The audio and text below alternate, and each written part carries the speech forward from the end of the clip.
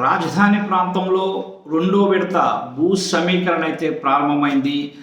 రైతుల్లో ఉన్న అయోమయాన్ని, భయాలను తొలగించడానికి కూటమి సర్కార్ అయితే తాయిలాలు, ఆఫర్లు కొత్తగా ప్రకటించింది.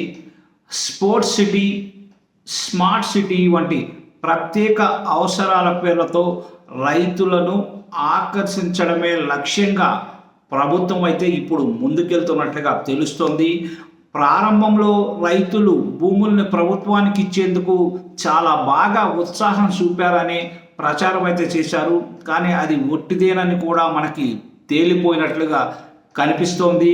ఆ రైతులను రుణమాఫీ, కౌలు పెంపు వంటి కొత్త తాయిలాలతో ఆకర్షించడం ప్రభుత్వం కొనసాగిస్తున్న చర్యలలో భాగంగా మనం చూడవచ్చు. సిఆర్డీఏ సమావేశం ఆమోదం తెలిపిన వెంటనే ప్రభుత్వ యంత్రాంగం రంగంలోకి దిగింది.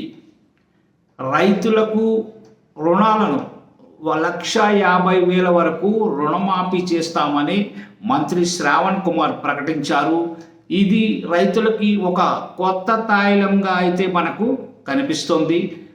కానీ ఈ తాయిలం వెనక ప్రభుత్వం యొక్క అసలు ఉద్దేశం ఏంటంటే భూ సమీకరణని పూర్తిగా సాధించడంగా చెప్పుకోవచ్చు. రైతులకి ఎమ్మెల్యే శ్రావణ్ కుమారు రుణమాఫీని కోరగా చంద్రబాబు అంగీకరించినట్లు, దీనికి తోడు భూ సమీకరణలో రైతులు కౌలు మొత్తాన్ని పెంచుతామని కూడా ప్రకటించినట్లుగా చెప్పారు. అయితే ఇది ఒకవైపు ముందుగానే భూములు ఇచ్చిన రైతులలో అసూయ పుట్టించేలా మాత్రం ఇది కనిపిస్తుంది. గతంలో రైతులు భూములు ఇచ్చింది, లాభపడింది, కొత్త వరాల ప్రకటన ఇవన్నీ చూస్తుంటే భూ సమీకరణ అనేది లక్ష్యంగా మాత్రమే కనిపిస్తుంది. ప్రభుత్వం రైతులను ఒత్తిడి చేయకుండా భయాలు, అయోమయాలను తొలగించి ఈ తాయిలాలు ప్రకటిస్తే రెండో విడత భూ సమీకరణ ఈజీగా జరిగిపోతుందని ప్రభుత్వం అయితే భావిస్తున్నట్లుగా మనకు కనిపిస్తోంది. అయితే రైతుల నుంచి ఈసారి కొంచెం అభ్యంతరాలు వ్యక్తమైతే మాత్రం ఇంకొన్ని తాయిలాలు, వరాలు కూడా ప్రకటించే అవకాశం అయితే లేకపోలేదు.